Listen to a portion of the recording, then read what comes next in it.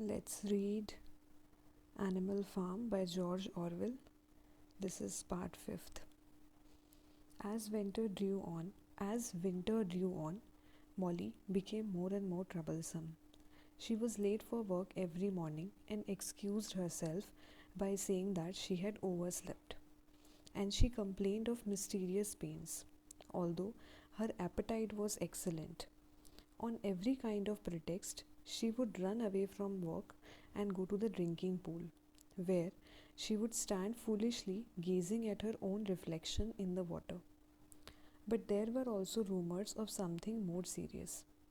One day, as Molly strolled blithely into the yard, flirting her long tail and chewing at a stalk of hay, Clover took her aside. "Molly," she said, "I have something very serious to say to you. This morning I saw you looking over the hedge that divides Animal Farm from Foxwood. One of Mr. Pillington's men was standing on the other side of the hedge, and I was a long way away, but I am almost certain I saw this. He was talking to you, and you were allowing him to stroke your nose. What does that mean, Molly?" "He didn't. I wasn't. It isn't true," cried Molly, beginning to prance about and paw the ground. "Molly, look me in the face. Do you give me your word of honor that the man was not stroking your nose?" "It isn't true," repeated Molly, but she could not look Clover in the face, and the next moment she took to her heels and galloped away into the field. A thought struck Clover. Without saying anything to the others, she went to Molly's stall and turned over the straw with her hoof. Hidden under the straw was a little pile of lump sugar and several bunches of ribbon of different colors. 3 days later, Molly disappeared. For some weeks, nothing was known of her whereabouts. Then the pigeons reported that they had seen her on the other side of Willingdon. She was between the shafts of a smart dog cart painted red and black, which was standing outside a public house. A fat, red-faced man in check breeches and gaiters, who looked like a publican, was stroking her nose and feeding her with sugar. Her coat was newly clipped and she wore a scarlet ribbon round her forelock. She appeared to be enjoying herself, so the pigeon said. None of the animals ever mentioned Molly again. In January, there came bitterly hard winter. The earth was like iron, and nothing could be done in the fields. Many meetings were held in the big barn, and the pigeons occupied themselves with planning out the work of the coming season. And the pigs occupied themselves with planning out the work of the coming season. It had come to be accepted that the pigs, who were manifestly cleverer than the other animals, should decide all questions of farm policy, though their decisions had to be ratified by a majority vote. This arrangement would have worked well enough if it had not been for the disputes between Snowball and Napoleon. These two disagreed at every point where disagreement was possible. If one of them suggested sowing a bigger acreage with barley, the other was certain to demand a bigger acreage of oats. And if one of them said that such and such a field was just right for cabbages, the other would declare that it was useless for anything except roots. Each had his own following, and there were some violent debates. At the meetings, Snowball often won over the majority by his brilliant speeches. But Napoleon was better at canvassing support for himself in between times. He was especially successful with the sheep. Of late, the sheep had taken to bleating, 4 legs good, 2 legs bad, both in and out of season, and they often interrupted the meeting with this. It was noticed that they were especially liable to break into 4 legs good, 2 legs bad at crucial moments in Snowball's speeches. Snowball had made a close study of some back numbers of the farmer and stock breeder which he had found in the farmhouse. and was full of plans for innovations and improvements. He talked learnedly about field drains, silage, and basic slag, and had worked out a complicated scheme for all the animals to drop their dung directly in the fields at a different spot every day to save the labor of cartage. Napoleon produced no schemes of his own, but said quietly that snowballs would come to nothing and seemed to be biding his time.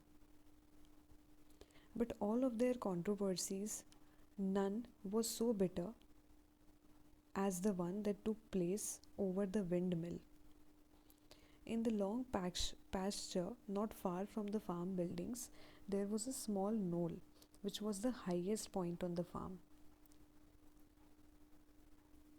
After surveying the ground, Snowball declared that this was just the place for a windmill, which could be made to operate a dynamo and supply the farm with electrical power. This would light the stalls and warm them in winter, and would also run a circular saw, a chaff cutter, a mangle slicer, and an electric milking machine. The animals had never heard of anything of this kind before, for the farm was an old fashioned one and had only the most primitive machinery.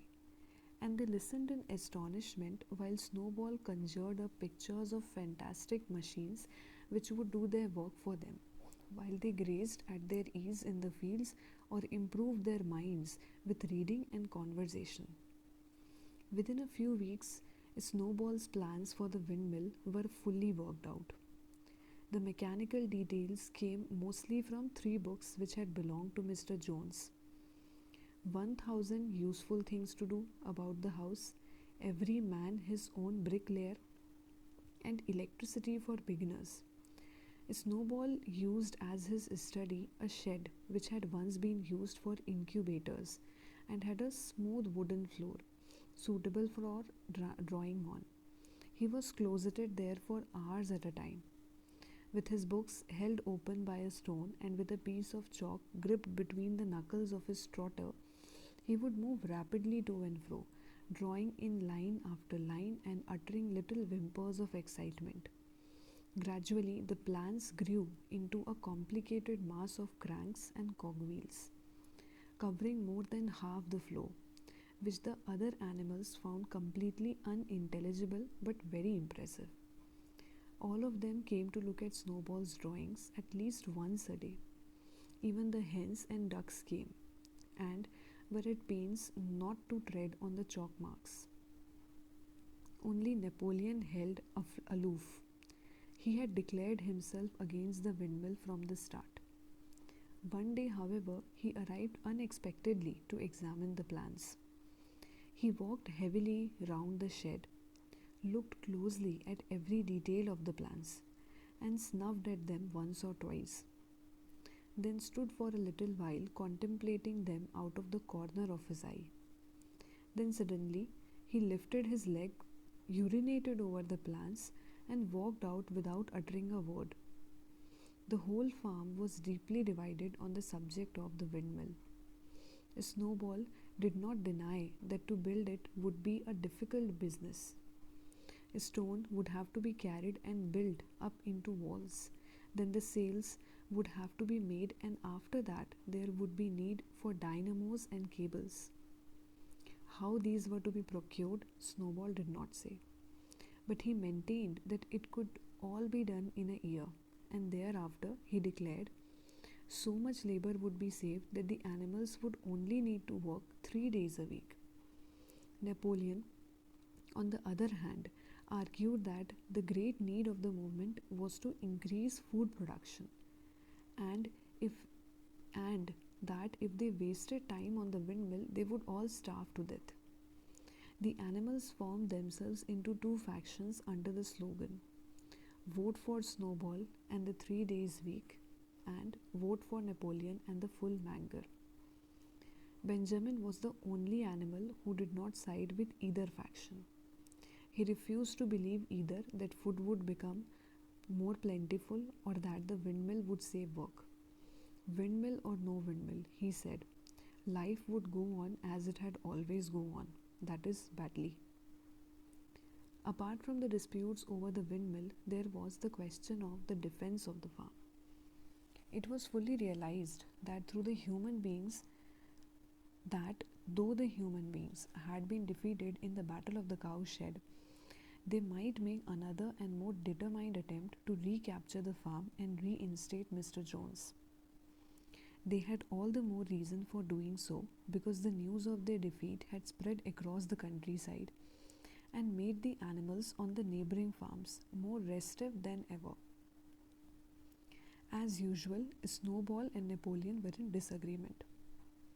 According to Napoleon, what the animals must do was to procure firearms and train themselves in the use of them.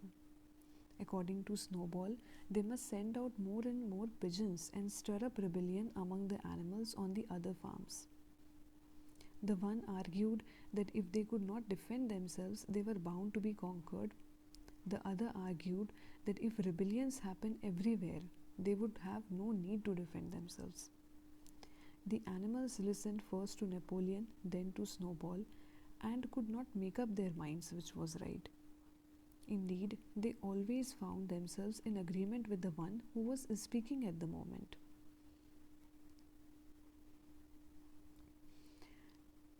At last, the day came when Napoleon's plans were completed. At last, the day came when Snowball's plans were completed. At the meeting on the following Sunday, the question of whether or not to begin work on the windmill was to be put to the vote. When the animals had assembled in the big barn, Snowball stood up and, though occasionally interrupted by bleating from the sheep, set forth his reasons for advocating the building of the windmill. Then Napoleon stood up to reply. He said very quietly that the windmill was nonsense and that he advised nobody to vote for it, and promptly sat down again. He had spoken for barely 30 seconds and seemed almost indifferent as to the effect he produced. At this, Snowball sprang to his feet and, shouting down the sheep, who had begun bleating again, broke into a passionate appeal in favor of the windmill. Until now, the animals had been about equally divided in their sympathies, but in a moment, Snowball's eloquence had carried them away. In glowing sentences, he painted a picture of Animal Farm as it might be when sordid labor was lifted from the animals' backs. His imagination had now run far beyond chaff cutters and turnip slicers. Electricity, he said, could operate threshing machines, plows, harrows, rollers, and reapers and binders, besides supplying every stall with its own electric light, hot and cold water, and an electric heater. By the time he had finished speaking, there was no doubt as to which way the vote would go. But just at this moment, Napoleon stood up and, casting a peculiar sidelong look at Snowball, uttered a high-pitched whimper of a kind no one had ever heard him utter before. At this, there was a terrible baying sound outside, and 9 enormous dogs, wearing brass-studded collars, came bounding into the barn. They dashed straight for Snowball, who only sprang from his place just in time to escape their snapping jaws. In a moment, he was out of the door, and they were after him.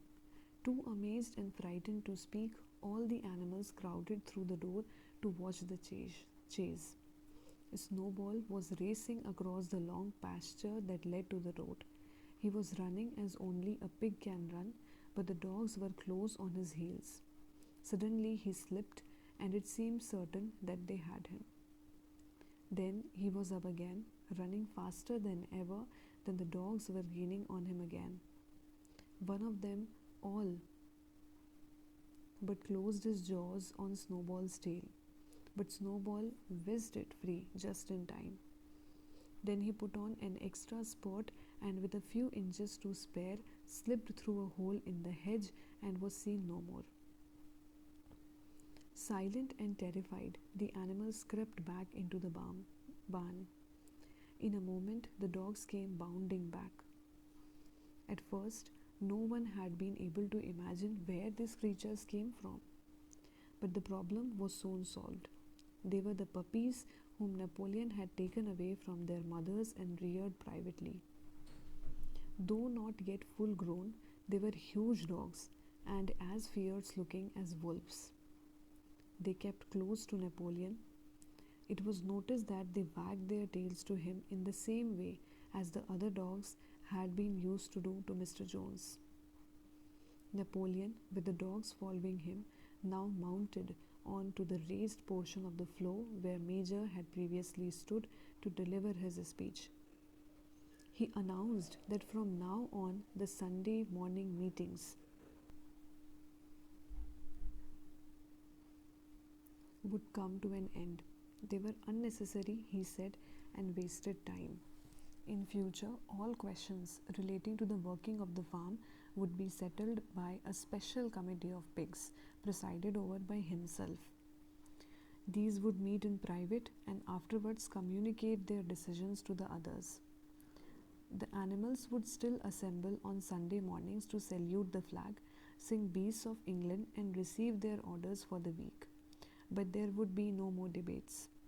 In spite of the shock that Snowball's expulsion had given them, the animals were dismayed by this announcement.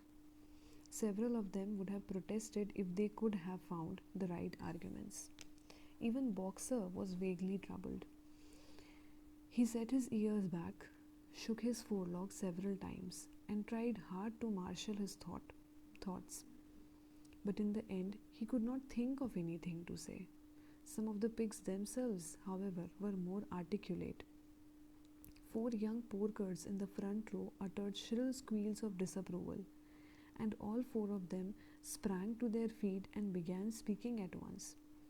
But suddenly, the dogs sitting round Napoleon let out deep, menacing growls, and the pigs fell silent and sat down again.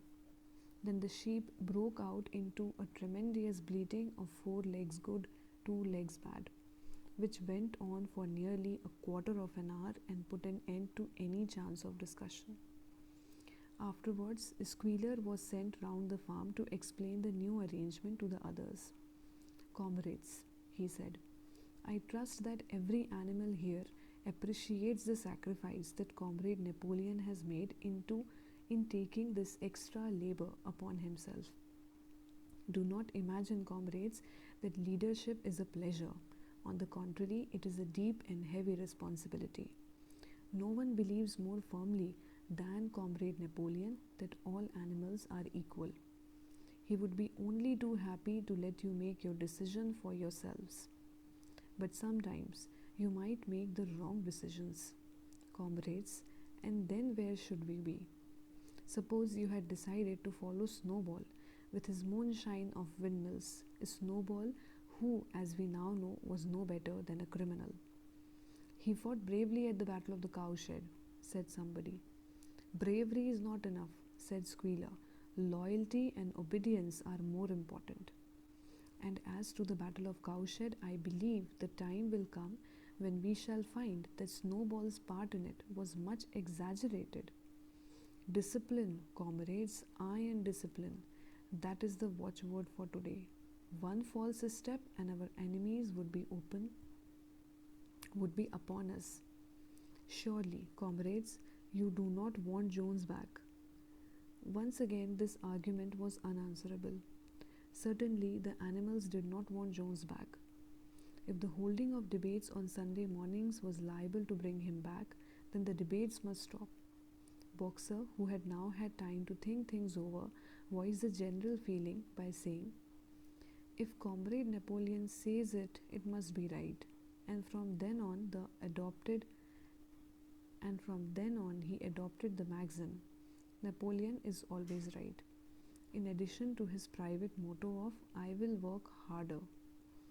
By this time the weather had broken and the spring plowing had begun.